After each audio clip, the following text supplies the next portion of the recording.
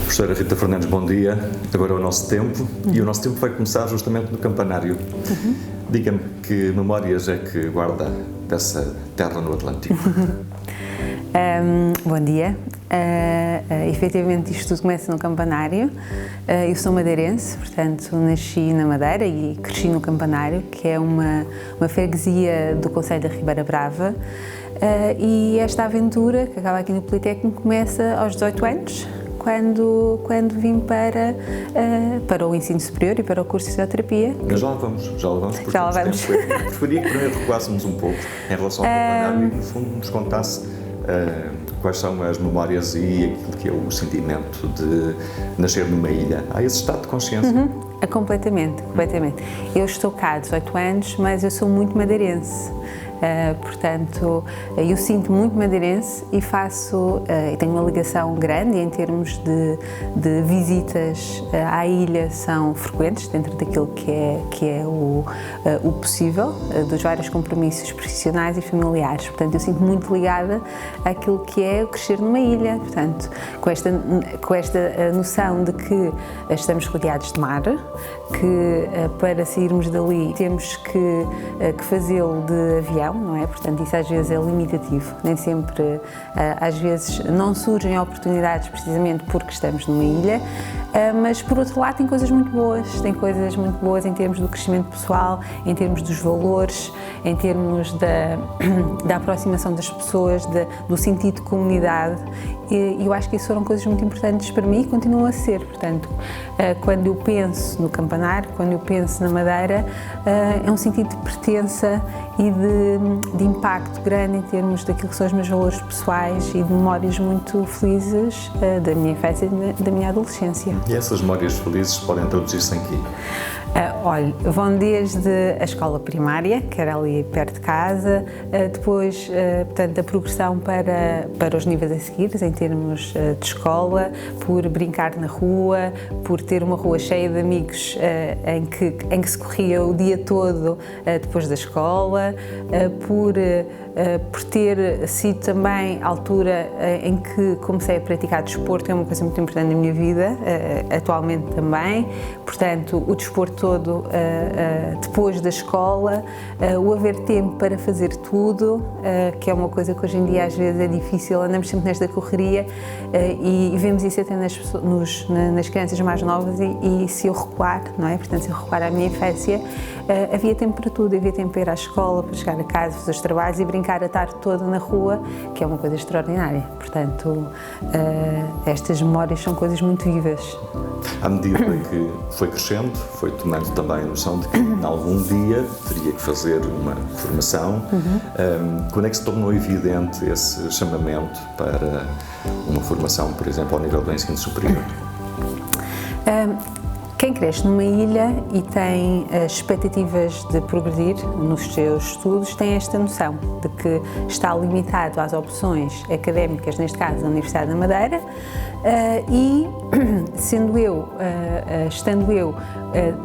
tendo desde muito cedo uma expectativa de seguir uma área, uma profissão na área da saúde, que era aquilo que eu entendia que era a minha expectativa, aquilo que eram os meus gostos e a minha vocação, na Madeira isso estava limitado à área da enfermagem, porque era a única, na altura, era a única opção. E dentro da área da saúde, a enfermagem não era a minha primeira opção. Portanto, desde muito cedo que esta noção de que quem quer estudar, portanto é assim que se fala na gíria, quem quer estudar terá, aos 18 anos, sai da Madeira. Portanto, isto é um ponto assente. Em termos familiares, isto é uma característica da minha geração, em termos familiares, portanto, eu, os meus irmãos e os meus primos saímos todos para estudar, portanto, isto nunca foi, eu acho que isto cresceu comigo, portanto, cresceu esta noção de que, quando chegasse aos 18 anos, íamos todos estudar para uma outra cidade do país. É um ritual de passagem. É um ritual de passagem que, eventualmente, num outro contexto familiar em que esta questão da educação não fosse, efetivamente, uma coisa muito importante, isto sempre foi uma coisa muito importante para os meus pais. Eu sou, portanto, neste contexto de irmãos e primos, já 4 tinham sido para estudar, portanto 2 irmãos e 2 primos, portanto isto foi uma sequência e continuou para, em termos familiares, para as minhas primas mais novas, portanto... Há, digamos, uma certa naturalidade que se vai impondo neste processo. Há uma naturalidade. Nós somos a primeira geração de família com a diferenciação académica em termos de todas as pessoas desta geração. Portanto, isto sempre foi uma coisa muito importante para os nossos pais, que não tiveram a oportunidade na altura de progredir, porque era outro contexto, o país tinha outro contexto, e não houve a oportunidade da progressão nos estudos. E, eventualmente, por isso, foi uma coisa tão importante para os meus pais e para os meus tios. Portanto, houve esta noção muito clara, desde muito cedo, a escola é uma coisa muito importante, é muito importante investir na questão académica e pronto, e efetivamente foi e é. Aconteceu. Sim. Então, ainda na Madeira, descobre a fisioterapia, é isso? A fisioterapia surge na minha vida porque eu comecei a jogar ténis de mesa, eu fiz muitos desportos quando era mais nova, portanto, desde a escola primária. Joguei basquete e depois, mais tarde, fui desafiada para jogar ténis de mesa. Ténis de mesa na Madeira é um desporto muito popular e nessa altura, quando eu tinha 12 anos, por aí, foi um boom de crescimento nessa altura desta modalidade na Madeira. Então fui desafiada pelo meu irmão, que já jogava, comecei a jogar, depois fui sempre jogando a um nível mais a sério, um bocadinho mais a sério, dentro do contexto que é o amador, até entrar para o ensino superior, e no meio deste percurso todo, como qualquer atleta, tive lesões. Portanto, se tive lesões, foi aí que eu cheguei, que eu conhecia a fisioterapia. E foi aí que eu percebi que me identificava e que eventualmente era uma área que eu me interessava e que poderia ser uma oportunidade futura. Então foi por ter sentido na carne que lhe despertou esse interesse sem dúvida, para a formação. Sem dúvida, porque eu não conhecia a profissão, nunca me tinha deparado com nenhuma situação, mesmo em termos familiares nunca tinha surgido e efetivamente quando eu percebi, quando eu tive este contacto, quando eu percebi a importância que um fisioterapeuta tem para tratar uma situação de saúde e para recuperar uma pessoa que chega até ele com uma situação de saúde, com uma limitação, eu fiquei muito interessada nesta profissão. E também pelo facto de o gosto pelo desporto foi uma coisa sempre muito constante também na minha vida, na minha adolescência. Portanto, eu entendi aqui que poderia ser uma área em que eu conseguisse conjugar dois gostos numa profissão. E o que é que a motivou numa candidatura ao Politécnico de Setúbal? Quando eu entrei para o Politécnico, a Escola de Saúde era muito jovem, continua a ser a escola mais jovem, mas era muito jovem, tinha apenas 1 ano de curso, portanto eu faço parte do segundo grupo de fisioterapeutas formados na Escola de Saúde e havia um desconhecimento muito grande em relação à escola, porque ela era realmente muito recente.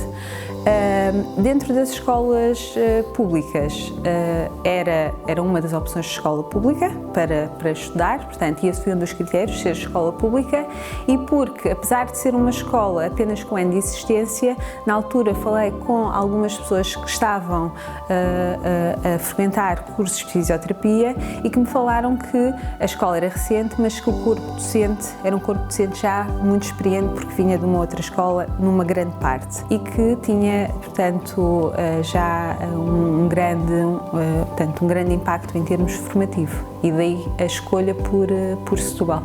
Temos aqui então 2 momentos interligados do ponto de vista do tema e da sua aposta ao nível da formação, a licenciatura entre 2001 e 2005 e depois entre 2009 e 2011 o mestrado. Sentiu logo de imediato esse chamamento para fazer uma formação pós-graduada?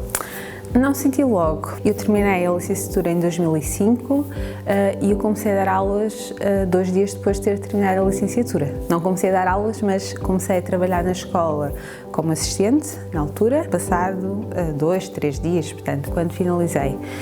E, entretanto, eu já estava a trabalhar na Federação Portuguesa de Judo e já seguia atletas, portanto, numa posição de alguma responsabilidade. Nós estávamos no ano 2005. O ano 2005 é a 3 anos dos Jogos Olímpicos de Pequim.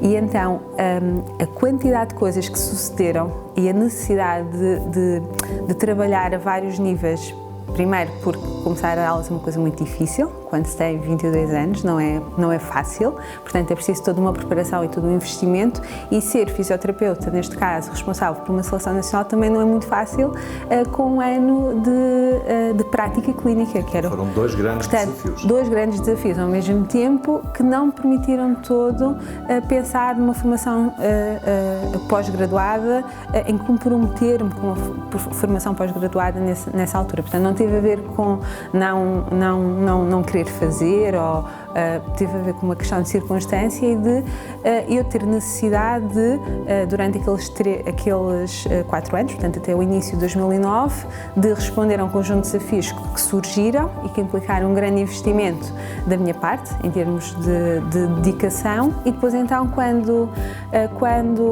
estes desafios já estavam mais controlados, então poder ingressar num ciclo de estudos seguinte, neste caso, que era o curso de mestrado. Vamos só fazer um pouco de marcha atrás para ir a um ponto que tem naturalmente expressão e é um ponto particularmente simbólico no seu percurso, que foi o facto de ter obtido a bolsa de estudo por mérito por desempenho escolar excepcional. Que sabor é que teve esta distinção? Para já, confesso que na altura eu fiquei muito surpreendida porque quer dizer, sabia que tinha boas notas, sabia que tinha um desempenho escolar bom, mas não estava à espera que acontecesse. Portanto, por um lado foi altamente gratificante. Por outro lado, ela surge também no final do ciclo de estudos. Portanto, e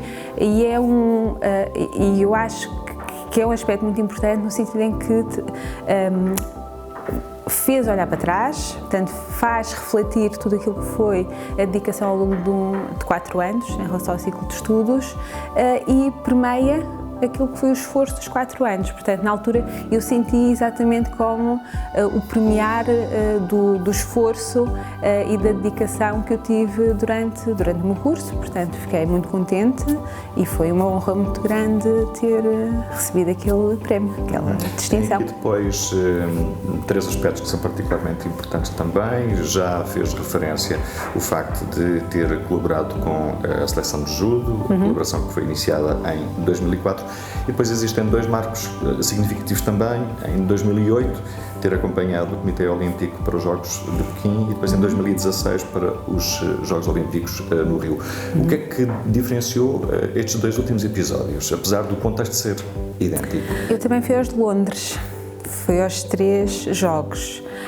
E foram 3 experiências absolutamente diferentes. A primeira, os Jogos de Pequim, por vários motivos, pelo motivo de ser a estreia no contexto do olimpismo, que é uma sensação, uma coisa absolutamente brutal, não há outra forma de dizer isto, é brutal, porque nós estamos a falar de estarmos durante um mês, sensivelmente 3 semanas, num contexto em que estamos com os melhores atletas do mundo, que durante um período de 4 anos, portanto o ciclo olímpico são 4 anos, portanto durante 4 anos lutaram todos os dias, treinaram, esforçaram-se para ali estar, e estão ali aquelas pessoas que em algumas modalidades eu habituei-me a ver na televisão, portanto eu habituei-me a ver nos jornais, tanto da equipa portuguesa como das outras equipas, isso. Portanto, logo aí é um contexto absolutamente extraordinário.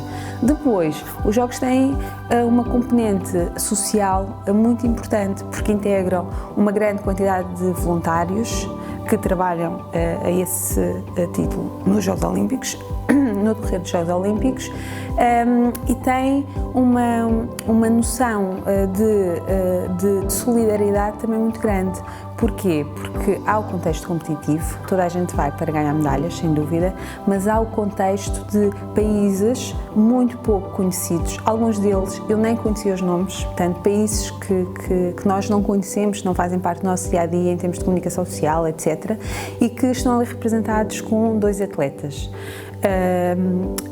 Países que não têm qualquer acesso, por exemplo, aos cuidados de saúde e que utilizam estes eventos para poderem aceder à clínica da aldeia e poderem eventualmente até tratarem alguns assuntos de saúde que têm. Portanto, são contextos muito diferentes em termos de experiência, é muito importante. Depois, os Jogos Olímpicos de Pequim foram um espetáculo mediático enorme. Pela cultura asiática, a perfeição é uma característica, é mandatório. A disciplina? É disciplina mandatória. Só para ter noção, a cerimónia de abertura dos Jogos Olímpicos de Pequim foi no dia 8 de 2008 e a cerimónia de abertura começou às 8h08 segundos. Portanto, porque o 8 também é um número mítico para eles. Mas isto que tem a ver com que foi uma característica dos Jogos, portanto, a necessidade da perfeição, do critério, do ser exímio. E isto é o que eu senti na China. Portanto, na China eu senti isto. Em Londres, eu estive em Londres na qualidade de fisioterapeuta responsável pela equipa de fisioterapeutas. E, portanto, já não era a primeira vez, já era, portanto, tinha uma função mais também de coordenar. Isso implicava ter outras preocupações e, naturalmente, que o contexto em si já não teve o mesmo impacto que teve em Pequim. Nos Jogos Olímpicos do Rio... Esses diferenciaram-se de que forma? Completamente. Porque nos Jogos Olímpicos do Rio eu acompanho atletas de judo desde 2004, portanto fiz 3 ciclos olímpicos com os mesmos atletas, alguns deles, e no Rio aconteceu uma coisa extraordinária, que foi a Telma Monteiro, ganhou uma medalha e eu estava ali ao lado. Portanto, é emocionante. É absolutamente emocionante. Mas não encontrou o 8 do 8 de Pequim? Não, é diferente, foi diferente. O Brasil é muito diferente. Eu nunca tinha, aliás, já tinha estado no Brasil em trabalho, e o Brasil tem um contexto social e descontraído, naturalmente descontraído. Portanto, houve uma série de aspectos que são o oposto da China. Portanto, em termos do funcionamento, da preparação, dos aspectos logísticos, tudo isto decorreu da forma mais descontraída que possamos imaginar, inclusive as questões de segurança, que é um aspecto muito importante. Depois, o Brasil tem a vantagem de, não sei se isto é alguma coisa herdada dos portugueses, mas aquilo no fim corre tudo bem.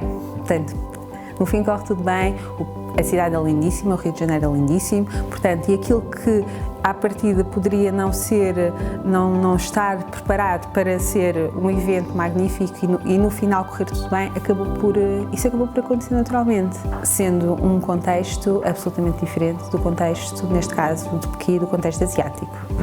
O que é que se exige a um profissional de fisioterapia num contexto tão exigente e tão rigoroso? Existe uma coisa que é muito difícil. A primeira tem a ver com o atleta estar sempre bem, mesmo quando não está, que é a maior parte das vezes. Portanto, quando nós falamos a este nível, e eu dei-lhe há pouco o exemplo da Telma, que ganhou a medalha no Rio, a Telma ganhou a medalha, fez o combate da medalha com uma lesão muito grave no ombro, que se magoou exatamente no combate antes e da qual, inclusive, ia fazer uma cirurgia depois dos Jogos Olímpicos. Portanto, e aquilo que se exige de um fisioterapeuta que está com estes atletas, neste momento de competição, é que no momento em que ele entra, neste caso, para o tapete, neste caso dos atletas que eu acompanho, ou para a pista, ou para a piscina, é que nada daquilo influencia o que vai acontecer de seguida. Porquê? Porque aquele atleta treinou, preparou-se durante 4 anos para que naquele momento em que o país está a olhar para ele e vai decidir o mundo e o país, porque o nosso país a cada 4 anos cobra muito a estes atletas, ele é avaliado na sua área em 4 minutos, em 10 segundos, em 1 hora, depende agora do contexto desportivo a que nós estejamos a assistir.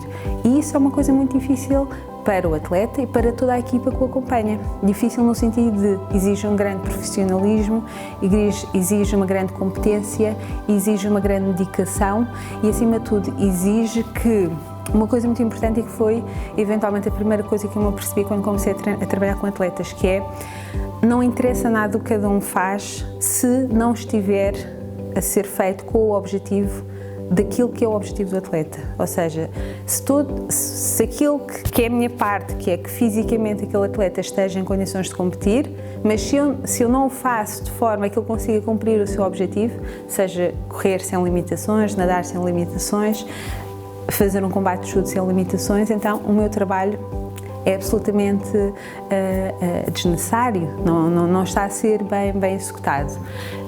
Portanto, a primeira coisa que eu me apercebi é que o fisioterapeuta que trabalha com atletas os seus objetivos têm que ser exatamente os objetivos do atleta e o seu trabalho tem que estar em conformidade com esses objetivos. Tem que haver uma grande parceria. Tem que haver uma grande parceria e tem que haver uma grande capacidade de discernimento no sentido de guiar os nossos objetivos em função do desempenho desportivo e não necessariamente sempre em função da saúde, que é uma coisa difícil, porque eu sou profissional de saúde, portanto eu fui formada para tratar da saúde dos atletas, da saúde de pessoas, portanto pessoas de uma forma genérica, e muitas vezes o trabalho com atletas significa tomar opções que não são necessariamente as melhores para a sua saúde, mas que são as melhores para os seus objetivos. E isto foi uma das primeiras aprendizagens e uma das grandes dificuldades, porque isto levanta muitas questões de éticas, inclusivamente algumas vezes. Muito bem, retomamos aqui o seu percurso de formação. Tem o doutoramento alcançado entre 2010 e 2016 em motricidade humana e com especialidade em biomecânica. O que é que defendeu neste trabalho? Defendi que as pessoas que têm dores de costas têm muitas vezes padrões de movimento alterados e que nem sempre que acabam por ser a causa e a consequência da recorrência destas dores de costas. A minha tese de doutoramento teve precisamente a ver com o estudo dos fatores mecânicos, biomecânicos, que estão associados à cronicidade da dor lombar e em perceber se esses fatores são determinantes ou não são determinantes para que a pessoa mantenha estas dores de costas ao longo do tempo. Para que percebam lá em casa, dois dos seus focos fundamentais de atenção são as dores lombares e a fibromialgia. Porque é que elegeu, digamos que estas duas áreas temáticas? A dor crónica de natureza musculoesquelética, que é assim um chapéu de chuva muito grande, sempre foi a minha área de interesse, portanto, desde a licenciatura. Portanto, se eu recuar até lá atrás, o meu trabalho de final de licenciatura já foi sobre dores de costas. Portanto, as dores de costas e a fibromialgia, neste caso, acabam por estar dentro deste chapéu de chuva, que é a dor crónica de natureza musculoesquelética, que é uma grande preocupação. E é uma grande preocupação porque é um problema real no nosso país e no mundo, é um problema cada vez mais associado aos anos de vida que as pessoas vivem com menos capacidade funcional, portanto com mais limitações funcionais, e isso é cada vez um indicador mais importante, não só em termos da saúde das pessoas e do seu dia-a-dia e também do ponto de vista económico, portanto tem um impacto económico no nosso país atualmente e no mundo, mas no nosso país, é aqui que nós vivemos, muito grande, e esse é um dos motivos pelos quais eu estudo e interesso-me muito por estas áreas. O seu estudo, digamos que está tripartido, uma aplicação prática na fisioterapia e no desporto, principalmente de alta competição, uma nuance naturalmente particularmente importante na lecionação e depois uma outra que tem a ver justamente com o espaço em que nós nos encontramos e o facto de ser responsável pelo laboratório de investigação Sense Emotion. Como é que divide o seu tempo entre estas três fatias necessárias? É uma grande ginástica. Naturalmente que a maior parte desta ginástica é concentrada na lecionação e na investigação, portanto é o maior bolo de tudo isto no meu dia-a-dia. E uma parte mais pequena, atualmente, eu sou professora de carreira, portanto, uma parte mais reduzida é, neste momento, direcionada à clínica e ao acompanhamento dos atletas. Estas três vertentes são vertentes absolutamente fundamentais no meu dia-a-dia. E porquê? Porque eu sou melhor professora, porque eu sou investigadora, e porque eu tenho um contacto com a clínica, neste caso com o meu dia-a-dia na clínica. Eu sou melhor investigadora porque eu sou professora e porque eu tenho a noção do que é o contexto clínico, portanto, os problemas reais, e eu sou melhor clínica e sirvo melhor, neste caso, os atletas, porque igualmente sou investigadora e sou professora. Portanto, são 3 áreas que aparentemente que se distinguem, mas que depois são altamente relacionadas e que eu tenho a noção clara hoje em dia que eu sou melhor num papel porque tenho os outros a acompanharem diariamente. Esses 3 fatores, digamos assim, são absolutamente decisivos na forma como se olha para o seu percurso, absolutamente consolidado, o que leva a que em 2017 seja distinguida com o Prémio Alumni Carreira IPS. O que é que representou para si? Mais uma vez, aí foi mesmo uma surpresa, porque o prémio era relativamente recente no Politécnico e pronto, e quando o professor Pedro Domingos me ligou, fiquei altamente surpreendida. Foi um orgulho enorme, quer dizer, quando eu penso, não é? Portanto, mais uma vez, quando nós temos estes prémios, quando nós temos estas recompensas, é inevitável olharmos para trás e fazer uma reflexão e vermos o percurso até essa data.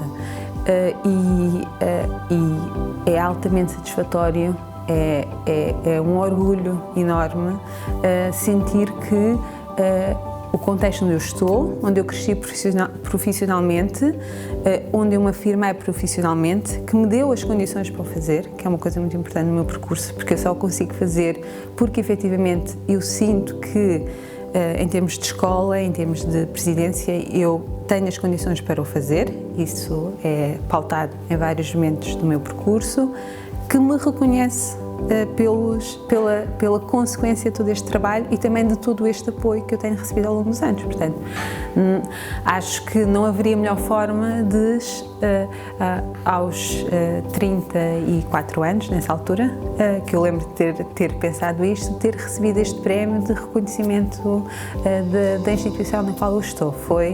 E é um orgulho muito grande tê-lo feito e uma honra muito grande ter recebido.